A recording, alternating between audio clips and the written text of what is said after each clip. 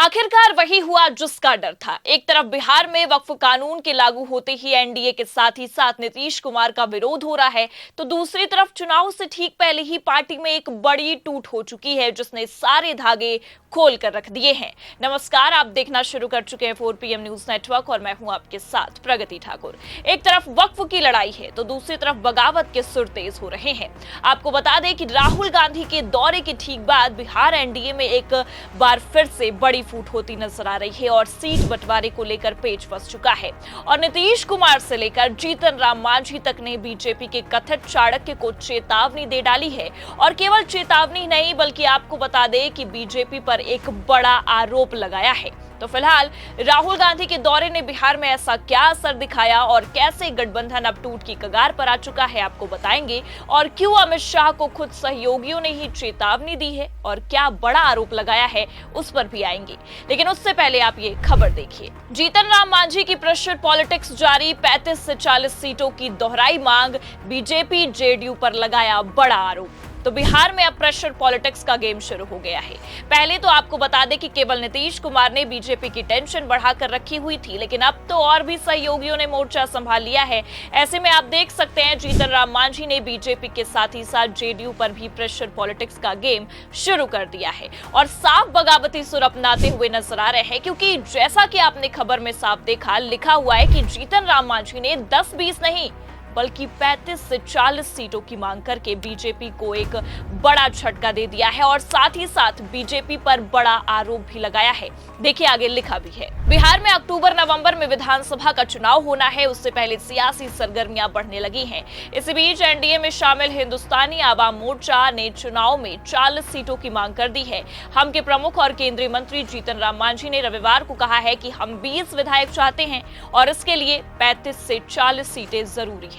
उन्होंने 20 सूत्री समिति के गठन में पार्टी की उपेक्षा पर भी नाराजगी जताते हुए कहा कि अभी कुछ दिन पहले जिला 20 सूत्री समिति का गठन हुआ, लेकिन हमारी पार्टी के लोगों को जगह नहीं दी गई। तो मतलब साफ है कि जीतन राम मांझी ने अपने बयानों से ये साफ जाहिर कर दिया है, या कह सकते हैं कि इशारा कर दिया है कि गठबंधन के जो बड़े दल हैं उन्हें और उनकी पार्टी को कमजोर समझ रहे हैं या कमजोर करने की कोशिश कर रहे हैं। बस इसलिए हर बार बीजेपी के साथ ही साथ जेडीयू हम पार्टी को दरकिनार करने की कोशिश करती है। और इतना ही नहीं बल्कि आपको बता दें कि इस दौरान मांझी ने बीजेपी को फुल ऑन एक्सपोज भी किया है और इतना धोखेबाज करार दिया है कि बेचारे अमित शाह की हेकड़ी टाइट हो गई है। देखिए खबर में आगे लिखा भी है। केंद्रीय मंत्री ने कहा है कि प्रखंड स्तर पर भी 20 सूत्रीय समिति के गठन में बीजेपी और जेडीयू ने आपस में सीटें बांट ली, हमारी पार्टी को दरकिनार किया।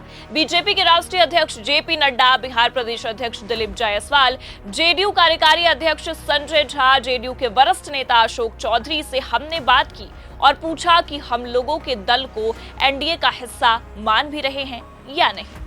मतलब खेल समझिए आप, यहाँ खुद बिहार एनडीए जो सत्ता में बरकरार है उसके एक दल के नेता जो कि केंद्र में मंत्री हैं, उन्होंने खुद के हिस्सेदारी के लिए खुद बीजेपी और जेडीयू के बड़े नेताओं से पूछ रहे हैं और उनको ये पूछना पड़ रहा है। ये अपने आप में एक बड़ा सवाल खड़ा करता है। मतलब साफ नजर आ रहा है कि बीजेपी छोटे दलों पर भयंकर दबाव बनाकर रखती है। और इससे इतना ही नहीं, ये भी तय है कि अगर सीएम नीतीश कुमार एक बड़ी बैसाखी ना होते बीजेपी की, तो पार्टी के लिए आज जेडीयू का यही हाल समझा जाता और यही हाल होता नजर आता नीतीश कुमार का, जो आज जीतन राम मांझी और उनकी पार्टी का है। और पते की बात तो यह है कि बिहार में एक बार फिर से भारी बवाल देखने को मिल रहा है और अब एनडीए के नेता ही चुनाव से ठीक पहले बगावत पर उतर आए हैं। और इतना ही नहीं बल्कि आपको ये भी बता दें, खबर तो वैसे भी पहले ये निकलकर सामने आ गई थी कि बिहार एनडीए में सीट बंटवारे को लेकर आगे चलकर पेच फंस सकता है और फंस भी रहा है। बगावत होना तय माना जा रहा था। बस इसलिए अमित शाह ने बिहार का दौरा कर डैमेज कंट्रोल करने की पूरी कोशिश की, क्योंकि याद होगा आपको मार्च के आखिरी में अमित शाह के दौरे से पहले भी कई दौरे होने की खबरें सामने आई थी, लेकिन हर दौरे को टाल दिया गया था। पर आप देख सकते हैं कि अमित शाह ने अपनी तरफ से कोशिश तो की कि बिहार में सब कुछ ठीक हो जाए, लेकिन बात बनने के बजाय और बिगड़ती नजर आ रही है। भले से अगर हम देखें तो जेडीयू में उठ रहे सवालों पर फिलहाल के लिए बीजेपी के कथित चाणक्य ने विराम लगा दिया है, लेकिन अन्य दलों ने बगावत के सुर अपना लिए हैं। और जैसा कि आपने खबर में देखा, मांझी तो ये साफ कह रहे हैं कि उनकी पार्टी को एनडीए का हिस्सा समझा भी जा रहा है या नहीं, ये एक सवाल बन गया है उनके लिए। और इतना ही नहीं बल्कि मीडिया से बातचीत करते हुए मांझी ने तो अमित शाह को धोखेबाज भी करार दिया है। देखिए, बकायदा बयान भी निकलकर सामने आया है। लिखा है, बीजेपी जेडीयू ने हमें धोखा दिया, हमें तो 30 से 40 सीटें चाहिए थी। अमित शाह जी ने कहा था कि 2 लोकसभा और 1 राज्यसभा देंगे, लेकिन हमें 1 ही लोकसभा सीट मिली। एनडीए हम लोगों पर दबाव बना रही है। तो देखा आपने, एनडीए का ही एक दल ये कह रहा है कि एनडीए उन पर ही दबाव बना रही है। अब ऐसे में आप ही सोचिए, बिहार विधानसभा चुनाव से ठीक पहले एनडीए का कितना बुरा हाल हो चुका है। वक्फ कानून को लेकर वैसे भी सहयोगियों की हालत काफी ज्यादा खराब है। बिहार में नीतीश कुमार के खिलाफ मुस्लिमों ने मोर्चा संभाल लिया है, नीतीश कुमार का वोट बैंक छटक गया है।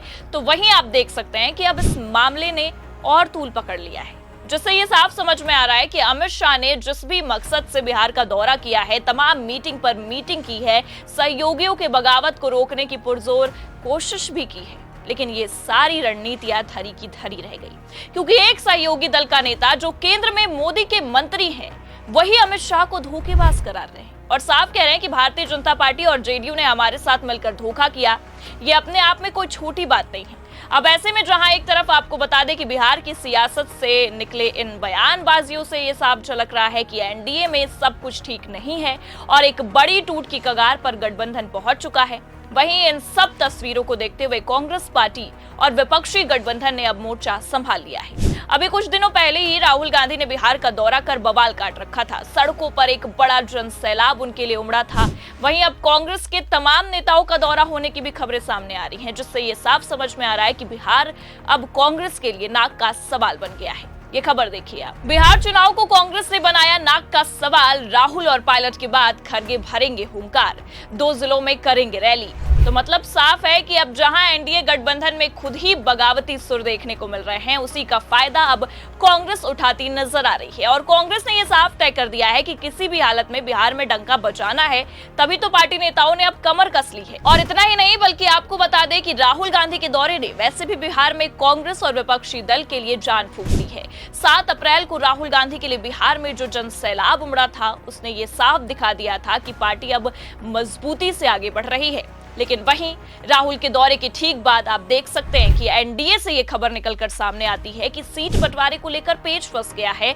और जिस तरह के विवादित बयान निकलकर सामने आ रहे हैं, ऐसे में ये साफ नजर आ रहा है कि केंद्रीय नेतृत्व पार्टी के बीच सामंजस्य बनाने में नाकाम रहा और अब खेल पूरी तरह से बिगड़ता नजर आ रहा है। एक तरफ वक्फ कानून लागू होते ही बिहार से नीतीश कुमार और उनकी पार्टी जेडीयू का सूपड़ा साफ होता दिखाई दे रहा है। वहीं आप देख सकते हैं कि खुद एनडीए के ही नेता बीजेपी आलाकमान को धोखेबाज करार रहे हैं। ऐसे में आपको क्या लगता है, क्या चुनाव से पहले बिहार में खेला होना तय है? क्या एनडीए अब टूट की कगार पर आ गया है? और क्या राहुल गांधी का दौरा बिहार में कांग्रेस के लिए एक बड़ा कदम हो सकता है? अपनी राय कमेंट करके जरूर बताएं। ये खबर कैसी लगी, लाइक और शेयर जरूर करें। अगर चैनल पर नए हैं तो सब्सक्राइब और ज्वाइन करना भी ना भूलें। देखते रहिए 4PM न्यूज नेटवर्क। नमस्कार।